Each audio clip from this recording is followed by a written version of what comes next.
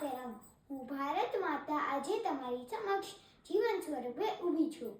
હું એ ભારત માતા છું જ્યાં રાણી લક્ષ્મીબાઈનું શૌર્ય, મહાત્મા ગાંધીનું સત્ય અને સરદાર પટેલની એકતા આજે પણ જીવંત છે. મારા પ્યારા બાળકો, હું તે ભૂમિ છું જ્યાં હિમાલય મારો તાજ છે, ગંગા યમુના મારા સંતાન છે અને આ પવિત્ર ધરતી પર ચાલતા તમે બધાઓ મારા હૃદયના ધબકાર છો. મારા વીરોએ આ ધરતી માટે લોહી વહાવ્યું છે. હવે તેની રક્ષા કરવી તમારી જવાબદારી છે.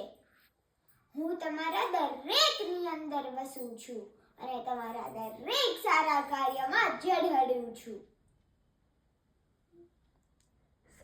સત્ય, શિસ્ત અને સંસ્કાર આ જ મારા સંતાનોની સાચી ઓળખ છે.